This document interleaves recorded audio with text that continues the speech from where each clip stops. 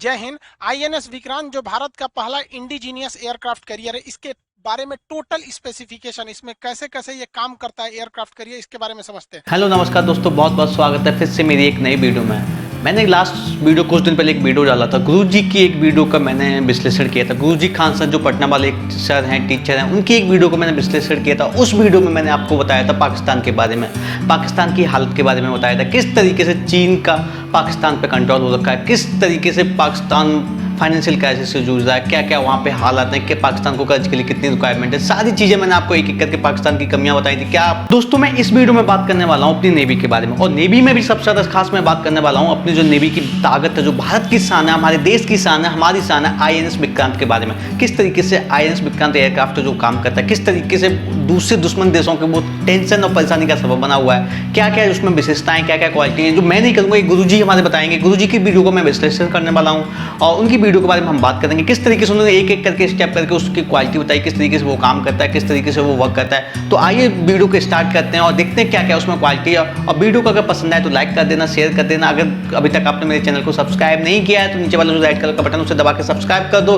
और उसके बगल में जो बेल आइकन का निशान है उसको भी दबा दो, उससे आने वाली वीडियो आपको टाइम से मिल जाएगी। तो आइए बिना देरी किए गुरुजी की वीडियो को स्टार्ट करते हैं। जय हिंद। आईएनएस विक्रांत जो भारत का पहला इंडिजीनियस एयरक्राफ्ट कैरियर है, इसके बारे में टोटल स्पेसिफिकेशन, इसमें कैसे कैसे ये काम करता है एयरक्राफ्ट कैरियर, इसके बारे में समझते हैं। देखिए, भारत जब आजाद हुआ था तो हमारे पास नेवी बहुत कमजोर थी और तटरेखा बहुत बड़ी थी, इसलिए भारत को एयरक्राफ्ट कैरियर की जरूरत थी जिसके ऊपर से हम हवाई जहाजों को उतार सके, क्योंकि फाइटर एयरक्राफ्ट छोटे होते हैं, वो ज्यादा दूर नहीं जा सकते हैं, क्योंकि उनका फ्यूल टैंक भी छोटा होता है। बड़े बनाएंगे तो फिर जहाज पकड़ा जाएगा, मार के गिरा दिया जाएगा, तो छोटे दूर तक ही वो जा सकते हैं, इसलिए हमें एयरक्राफ्ट कैरियर की जरूरत पड़ी। जो द्वितीय विश्व युद्ध में सबसे ज्यादा यूज हुए तो ब्रिटेन का एक जहाज बन रहा था एचएमएस हरकुलियस, ये अपने काम नहीं आ सका क्योंकि ये बनते बनते की द्वितीय विश्व युद्ध खत्म हो गया। तो भारत ने इसे 1957 में खरीद लिया और 1961 में अपने हिसाब से इसे मॉडिफाई करके अपने कैरियर में शामिल कर लिया, और ये 1997 तक भारतीय सेना में रहा ये एयरक्राफ्ट कैरियर। हमने उसको नाम दिया आईएनएस विक्रांत। तो विक्रांत जो है हमारे साथ कई यादें जोड़ा है 1971 की लड़ाई में। 1971 की लड़ाई में बांग्लादेश का नक्शा पलट के रख दिया यही विक्रांत। इसको डुबाने के लिए आया था पाकिस्तान का पीएनएस गाजी, जो खुद डूब के चला गया। और 1971 की ये वीडियो को, ये पिक्चर को कोई भूल नहीं सकता। हालांकि 1971 की लड़ाई पे हम पूरा एक वीडियो बना दिए हैं, कितने लोग देख लिए होंगे लोग। अब हम समझते हैं विक्रांत के बारे में। विक्रांत जब रिटायर हुआ तो इसे तोड़ दिया गया, हालांकि ये नहीं तोड़ना चाहिए था, इसे एक म्यूजियम बना देना चाहिए, क्योंकि इसने पाकिस्तान के 2 टुकड़े किए थे, इसे करना गलत था। हालांकि इसे डिमोलिश कर दिया गया यहाँ पर, और इसके लोहे को, मतलब बहुत ज्यादा इसमें लोहा निकलता है, इस लोहे को बजाज कंपनी ने खरीद लिया था और उसने एक मोटरसाइकिल बनाया था विक्रांत। आप देखे होंगे उसका इस तरह से लोगो रहता है। हालांकि एक तरह से अच्छा ही काम किया, उसने कहा कि इसमें देश का लोहा लगा हुआ है विक्रांत जहाज का। विक्रांत के डिमोलिश के बाद हमारे पास एक और था विराट, उसको भी हम लोगों ने रिटायर कर दिया। विक्रांत और विराट के रिटायर होने के बाद भारतीय नौसेना ने यूक्रेन से, जो पहले यूएसएसआर का था, आईएनएस विक्रमादित्य को खरीदा। ये क्यू क्लास का एक एयरक्राफ्ट कैरियर था, इसको हम लोग ने मॉडिफाई किया और इसे रखा। तो भारत जैसे इतने बड़े तटरेखा वाला, और भारत के दोनों तरफ दुश्मन है। अब यहाँ पे चाइना ने ग्वादर पोर्ट बना लिया, इसलिए उसका यहाँ से कनेक्टिविटी भी इजी है, और चाइना इस साइड से भी। तो हमें 2 एयरक्राफ्ट कैरियर की हमेशा जरूरत पड़ती है, एक एयरक्राफ्ट कैरियर से हो नहीं पा रहा था। तो हम लोग ने एक दोबारा विक्रांत बनाया। अब आप कहेंगे सर दोबारा कैसे विक्रांत, वो तो टूट चुका था। तो समझिए कैसे। आप बाहुबली मूवी देखे होंगे, हई बकलोलिया के चक्कर में बेचारा मरा गया, ही कटप्पा मार दिया, तो अमरेंद्र बाहुबली मारा, तो उसका बेटा जो आया सेम उसी शकल का, लगभग नाम मैच था। तो वैसे ही हम लोग का विक्रांत आया। एक विक्रांत जो खत्म हो गया, तो जिस तरह से अमरेंद्र बाहुबली के जगह पे महेंद्र बाहुबली आए थे, उसी तरह विक्रांत फर्स्ट की जगह पर विक्रांत सेकंड आया। पहला विक्रांत ब्रिटेन का बना था एचएमएस, और इसको हम लोगों ने खुद ही बनाया है। तो इसको बना लिया है, अभी इसे हम लोगों ने सी ट्रायल में भेजा है। ये लगभग 22,000 करोड़ में बनाया गया है इसे, और इसे बनने में लगभग 10 साल लगा। अभी 1 साल और इसका सी ट्रायल लगेगा। 2013 से 2022 के बीच में इसे बनाया गया। ये इंडिजीनियस बना है। जब कोई चीज उसी देश में बनता है तो उसे इंडिजीनियस कहते हैं। तो इसका लगभग 80% पार्ट, 60 से 70%, 80 नहीं, इंडिया में ही बना है, तो इंडिजीनियस है। बाकी बहुत सी चीजें बाहर से आती हैं, ऐसा कोई बड़ी बात नहीं है। इसमें लगभग आप समझिए कि 1.25 लाख हॉर्स पावर की इसकी क्षमता है, यानी 1,10,000 घोड़ा मिलकर जितना खींचेंगे सोचो अकेले खींच देता है।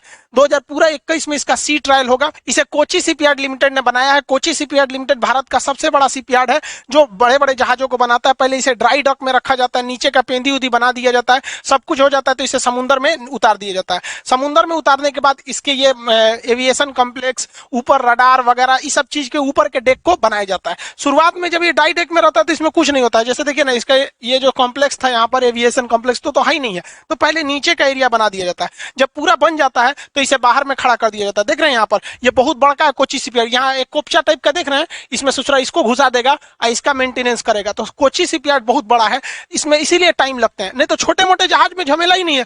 कोची शिपयार्ड को बड़का जहाजुआ बनाने में दिक्कत होता है, कई किलोमीटर मतलब लंबे होते हैं सब एरिया में, और छोटका छोटका को तो सोच टांग के उठा देता है कि चल चल जो मछली मारना है यहाँ पर। आईएनएस विक्रांत को अभी बनाकर इसका सी ट्रायल में उतार दिया गया। इसकी लंबाई 860 फीट, 203 फीट इसकी जो विड्थ है, 184 फीट इसकी ऊंचाई है। यहाँ पर एरिया लगभग 2.5 एकड़ में है, सोचो उतना एकड़ जगह है यहाँ पर। टॉप स्पीड इसकी 52 किलोमीटर पर आवर है, ये 15,000 किलोमीटर जा सकता है। 196 ऑफिसर रख सकते हैं, 1149 इस पे सेलर रह सकते हैं। इसके अलावा इस पे ऊपर एविएशन क्रू रहेंगे, सब हेलीकॉप्टर रहेगा, उसके पायलट इंजीनियर, जहाजें रहेंगी उसके पायलट इंजीनियर। अभी ये सी ट्रायल में रहेगा 1 साल तक। 1 साल में इसकी हर चीजों को जांच किया जाएगा, इसका ड्राफ्ट देखा जाएगा, जितना अंदाजा किया गया था उतना ही है या नहीं है। इसका टर्निंग रेडियस देखा जाएगा, क्योंकि जहाजों को युद्धक जहाज जैसे बहुत जल्दी टर्न कर लेना चाहिए। इसका स्पीड ब्रेक को देखा जाएगा, इसका स्पीड ट्रायल किया जाएगा। और इसके पूरे 1 साल तक जब ये ट्रायल चलेगा, इसका एंकर रूम, एंकर कैसे गिर रहा है, क्योंकि ये एंकर जो होते हैं सब बहुत मदद करते हैं जहाजों को रुकने में और अचानक टर्न लेने में। फुल स्पीड में जहाज जाती है, एंकर गिरा दीजिएगा तो पीछे से टर्न कर जाती है अचानक। एंकर छोटा नहीं होता है, देख रहे हैं बाबा इसी में बैठा है टकलू यहाँ पर, तो बहुत हैवी होता है। इसका इमरजेंसी ब्रेक कह सकते हैं इसमें। इसके इंजन वगैरह की जांच होगी, बहुत हैवी इंजन लगाया जाता है। इसके इंजन को पास क्या किया गया, देखिए डीजल इलेक्ट्रिक इंजन लगाया जाता है इसमें। इंजन का जो शाफ्ट जितना लंबा रहेगा उतने जल्दी जहाज पकड़ी जाएगी, क्योंकि जितना लंबा ये इंजन का ये प्रोपेलर शाफ्ट आएगा उतने ज्यादा जहाज में वाइब्रेशन आएगी। जो इस पे एयरक्राफ्ट कैरियर रखे जाते हैं वो ऊपर नहीं रखे जाते, इसके नीचे वाले डेक में रहते हैं, सेकंड फ्लोर पर।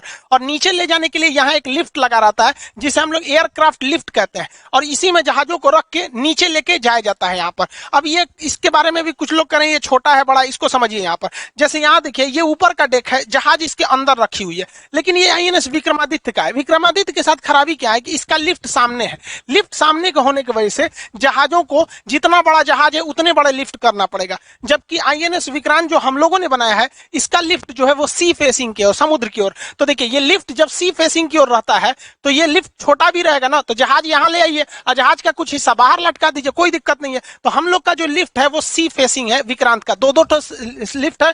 एविएशन कॉम्प्लेक्स जो ऊपर आइलैंड होता है उसके एक साइड इधर एक साइड इधर, दो लिफ्ट है। अब यहाँ देखिए यहाँ पर इसका ये लिफ्ट, इसका जहाज का इतना हिस्सा देखिए समुद्र के बाहर है, फिर भी कोई दिक्कत नहीं है यहाँ पर, क्योंकि ये सिर्फ सी फेसिंग है। फिर इसको उठा लिया जाए, देखिए सारी जहाजें अंदर होती हैं, अंदर ही इसकी सर्विसिंग, मोबिल, तेल, पेट्रोल, डीजल ये सब बंद किया जाता है, बदला जाता है, सर्विसिंग वगैरह सब अंदर होता है। जहाजे में फ्यूल वगैरह सब अंदर लोड कर दिया जाएगा, हथियार वगैरह लोड करके उसके बाद ऊपर ला दिया जाता है। ऊपर खड़ा है सब जो है सब ऊपर एकदम रेडी है सभी सब। और नीचे बात देखिए 2-4 को झांक रहे हैं सब इधर, सब अभी सर्विसिंग हो रहा है इसका। कुछ लोग का कहना है कि ये 9 मीटर का ही है ये लिफ्ट। अब किसी ने इसे जांचा नहीं है, सैटेलाइट इमेज के हिसाब से उन लोगों ने अंदाजा लगा दिया है 9 मीटर का। और इनका कहना है कि भाई देखिए इसमें ना MiG-29 के फिट हो जाएगा, क्योंकि MiG-29 जो के है नेवल वर्जन है, इसका विंग्स ऐसे फोल्ड हो जाता है। तो जब ये हैंगर में जाता है ना तो इसे फोल्ड करके नीचे चल जाता है, उतर के आता है, जब उड़ना रहता है तब खोलता है फिर उड़ जाता है। अब ये लेकिन तेजस भी आराम से फिट हो जाएगा। लेकिन जो अभी नेवी में सबसे तगड़ा चल रहा है F-18 सुपर हॉर्नेट, ये फिट नहीं होगा, राफेल भी फिट नहीं होगा। अब ये किसी ने नापा नहीं है। अब दूसरी बात, ना हमारे पास F-18 है और ना ही राफेल का नेवल वर्जन है, इसको आने में भी अगर 8-10 साल लगेंगे। तो अगर मान के चलिए ये फिट नहीं हो पाएगा तो हम इसे लंबा चौड़ा कर देंगे, तो आप कहेंगे सर उसके लिए 6 महीना टाइम लगेगा इसको अलग करने का। भैया इसको सर्विसिंग में भी 6 महीना लगती है, किसको, पूरी बड़की जहाजिया। तो 6 महीने मान के चलिए हमें इसे चौड़ा करना पड़ा, तो जब ये सर्विसिंग में जाएगी तो वहीं कह दिया जाएगा नेवी वालों से भाई इसको और चौड़ा कर दो। हालांकि इसमें कहा जा रहा है कि 11 मीटर का है, लेकिन ये बहुत बड़ा इशू नहीं है, जब जरूरत पड़ेगी तो हम लोग कर लेंगे। अभी हमारे पास कौन सा है, तेजस ही है, नेवल तेजस तैयार कर रहे हैं, MiG-29 के है। अब वो ये सब जहाज आएंगे 2030 के टाइम पे। हाँ ये बात अलग है कि लिफ्ट को बड़ा होना चाहिए, जरूरत से थोड़ा सा ज्यादा ही बड़ा रहना चाहिए। छोटे में अगर लिफ्ट छोटा रहेगा तो जहाजिया ऊपर फंस जाएगी। मान के चलिए लिफ्ट छोटा है, जहाज बड़ा, इसे रख दिए इसी पे जहाज, लिफ्टवा नीचे चल जाएगी, ऊपर फंस जाएगा इसे। इसका जो डेक होता है इसकी मार्किंग को समझते हैं। देखिए ये रेड लाइन जो दिखा रहा है, ये रेड लाइन ये हैंगर एरिया है, यहाँ जहाजों को खड़ा करना हो रहता है। यहाँ जहाजें खड़ी रहेंगी, वो जहाजें खड़ी रहेंगी जो रेडी टू फाइट है, और ये तो हैंगर है, यहाँ पर इसके रास्ते अंदर नीचे चली जाएंगी। अब ये जो येलो लाइन है ये रनवे का लाइन है। इसमें 2 टाइप के रनवे होते हैं, एक शॉर्ट टेक ऑफ के लिए यहां से जो टेक ऑफ करेगा जहाज, उसको पूरे फुल पावर के साथ उड़ना पड़ेगा, क्योंकि ये रनवे छोटा होता है। एक यहां रहता है, यहाँ पे थोड़ा ये लंबा रनवे होता है। दोनों में सेम जहाजें उड़ती हैं, लेकिन अगर मान के चलिए आप ही को 100 मीटर का दौड़ और 200 मीटर का दौड़ लगाना है तो एनर्जी में डिफरेंस आता है।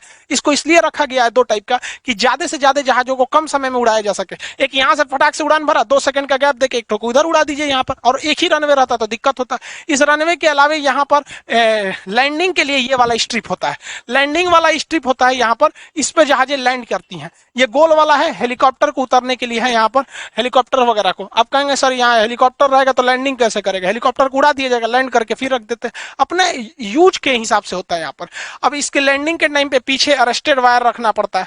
देखिए यहाँ पे जहाजें हैं, ये खाली पे है, इसमें भी खाली दिखाया गया है, जबकि यहाँ पर है पूरा हैंगर लोड है। यहाँ पर ये सारी जहाजें जो हैं रेडी टू फाइट पे खड़ी हैं सब। यहाँ पर ये यहाँ पर अभी रनवे के पास, देखिए यहाँ से ये टेक ऑफ के लिए रेडी है, यहाँ से टेक ऑफ कर सकता है। यहाँ पर जहाजों को आजकल उतारने के लिए कम जगह पे अरेस्टेड लैंडिंग किया जाता है। यहाँ 3 वायर होते हैं। अमूमन जहाज का जो पायलट होता है जब लैंडिंग करने के लिए आता है तो इन 3 वायर में से बीच वाले वायर में फंसाने के लिए वो ज्यादा प्रीफर करता है, क्योंकि पहले में अगर फंसाता है तो हो सकता है कि उधरे गिर जाए। देखिए जहाज में नीचे हुक लगा होता है, इसी को कहते हैं अरेस्टेड लैंडिंग। ये आता है और इसमें फंसा लेता है, और ये फंसाता है तो ये जहाज लैंड करती है ना इसी हुक के वजह से।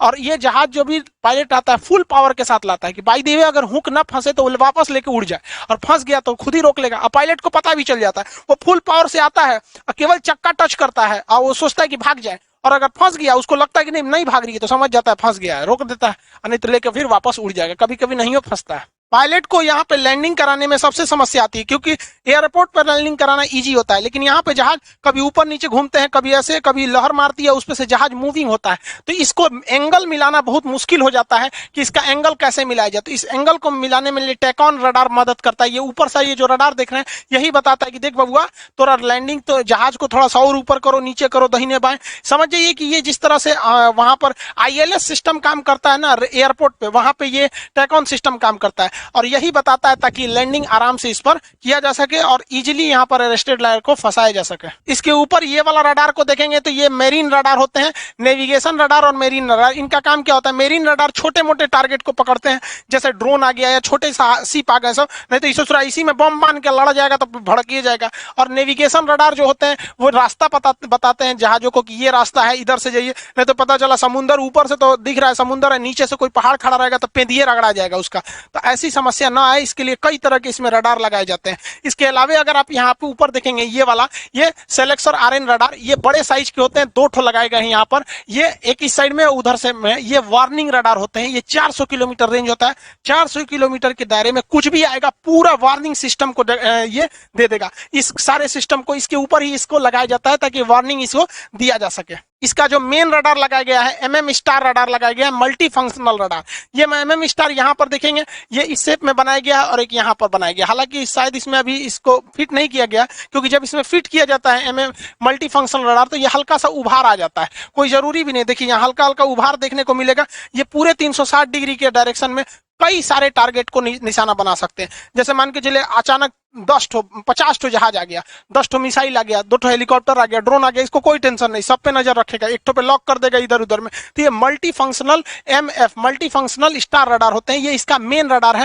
हालांकि इस पे चालू कर दिया गया होगा या नहीं भी किया होगा तो फिट करने में कोई ज्यादा दिक्कत नहीं आता है। इसके अलावा इस पे ये जो एंटीना देख रहे हैं ये बहुत महत्वपूर्ण काम करता है। ये कैमिट सिस्टम होता है, ये एंटी रडार होता है। इसे जहाजों के ऊपर वाले भाग में यहाँ पे शिफ्ट कर दिया जाता है इस टाइप का। ये क्या करता है, अगर दुश्मन का रडार हमारे विक्रांत को पकड़ेगा ना तो उसको भटका देगा, वो उसको फिगर नहीं बनने देगा, उसको भटका देता है। तो इसलिए इसे एंटी रडार कहते हैं। तो दुश्मन अगर कोई मिसाइल मारेगा हमारे जहाज के ऊपर ना तो ये मिसाइल को भटका देगा, क्या इधर नहीं ना, उधर गिरो, उधर विक्रांत है इधर, तो भटका देता है वहां पर, जिससे कि निशाने चूक जाते हैं। समुद्र में किसी भी तरह का टावर या वायर नहीं बिछे रहते हैं जिससे कि आप बात कर सके। वहां सैटेलाइट ही एक चीज होता है। तो सैटेलाइट से बात करने के लिए सैटेलाइट कम्युनिकेशन, इसी के इसे शॉर्टकट में सैटकॉम कहते हैं, सैटेलाइट कम्युनिकेशन। ये बहुत संख्या में यहाँ देखेंगे आप सैटेलाइट कम्युनिकेशन के लिए यहाँ पर लगाया गया है। ये सैटकॉम होते हैं सब, जो सैटेलाइट से आराम से कम्युनिकेट कर सकते हैं अपने एरिया वगैरह को, कम्युनिकेशन में कोई खास दिक्कत नहीं आती है। सैटकॉम के अलावा इसमें सबसे जो एडवांस लगाया गया, एडवांस कंपोजिट कम्युनिकेशन सिस्टम होते हैं। ये बहुत ही ज्यादा नेटवर्क को कंट्रोल करके रखता है। ये एंटीना के एक पूरे ग्रुप को कहते हैं। इसमें बहुत सारे एंटीना लगे रहते हैं। आप यहां देखेंगे तो ये लगाए गए हैं। ये क्या करता है, इस जहाज को कम्युनिकेशन करने में यही मदद करता है। ये जो आईएनएस विक्रांत है, ये किसी एयरक्राफ्ट से कैसे संपर्क करेगा, इसी एंटीना के माध्यम से, जो उड़ रहा हुआ ड्रोन है या जहाज है या हेलीकॉप्टर है। इसके अलावा सबमरीन से कोई पानी के अंदर है तो वो सिग्नल देगी तो यही पकड़ेगा। इसके अलावा तट पर मान के लिए मुंबई के तट से कोई आदेश आया तो यही पकड़ेगा। तो एक तरह से समझिए कि पूरा कम्युनिकेशन सिस्टम को यही कंट्रोल करके रखता है। सेकेंडरी सर्वेलांस रडार को इसके टॉप पर यहां आप देख सकते हैं, यहां लगाया गया। ये रडार जहाजों के पोजीशन को दिखाता है। जैसे हमारे खुद के जहाज मान के चले राफेल वगैरह हैं या मिग 29 के हैं, इनके ऊपर भी रडार लगे होते हैं, लेकिन इस रडार की क्षमता ज्यादा नहीं होती है। तो ये अगर उड़ते हुए गए, इनको रास्ता दिखाना है कि भाई देख तुम्हारे पीछे से दूसरा जहाज आ रहा है, तो ये वाला रडार पता कर लेता है कि रे भैया हमारा मिग गया है, उसके पीछे पाकिस्तानिया का भी है, तो उसको ये वाला रडार तुरंत बता देगा, रे पलट पलट पलट, मार देगा वहां पर। डेक के अंदर जो होते हैं पूरे सेलर वगैरह रहते हैं, इनके अंदर जिम प्लेग्राउंड वगैरह सारी चीजों का व्यवस्था होता है। खाने पीने का आइटम रहता है, इनमें 6 महीने का सामान को स्टोर कर सकते हैं। इसमें ब्रेड बिस्किट ये सब बनाने के लिए बेकरी मशीन होती है, हॉस्पिटल होता है, सब चीज इसके अंदर। ये चलता फिरता शहर है, इतना खतरनाक होता है यहाँ पर। पाकिस्तान को टेंशन हो गया इसको लेके, उसका कह रहा है कि इतनी फैसिलिटी तो उसके कराची शहर में नहीं है जितना अकेले इसमें।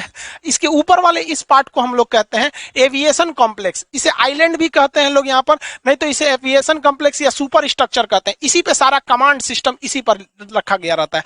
अब यहाँ पे कोई जहाज लैंडिंग वगैरह करती है तो इसी में से एयर ट्रैफिक कंट्रोलर एटीसी वगैरह का काम यहीं से होता है। जैसे देखिए यहाँ पर इसके अंदर बैठे हैं लोग ना, यहाँ से टुकुर टुकुर झांकेगा जहाज लैंड किया या नहीं किया, खाली है या नहीं रनवे वगैरह, ये सब चीज को ये एविएशन कॉम्प्लेक्स या सुपर स्ट्रक्चर से ही देखते हैं लोग। इसके ऊपर जो होता है ये वेदर रडार को भी लगाना जरूरी है, ताकि इन्हें पहले से चेतावनी मिल जाए कि आगे मौसम खराब है, चक्रवात, तूफान, सुनामी या कोई भी मौसम में गड़बड़ी आएगा, तो इनका खुद का वेदर सिस्टम होता है, बता देता है महाराज कैप्टन साहब उधर जा रहे हैं, टाइटेनिक वाला हाल हो जाएगा, गड़बड़ मौसम है, उधर ठंडा पड़ रहा है, मोड़िए मोड़िए दाहिने मोड़िए, पहले ही मोड़ देगा, नहीं तो जाकर थूर लेगा टाइटेनिक की तरह अपने, सब पैसे डूब जाएगा हम लोग का। तो इस तरह से ये सी ट्रायल पे निकला है। जितने चीजें बताएं इसका 1 साल तक गहन जांच होगा, काम कर रहा है कि नहीं। अब हम लोग का थर्ड एयरक्राफ्ट कैरियर आईएनएस विशाल, अब इस पे डिस्कस हो रहा है कि इसके चाहिए कि नहीं चाहिए।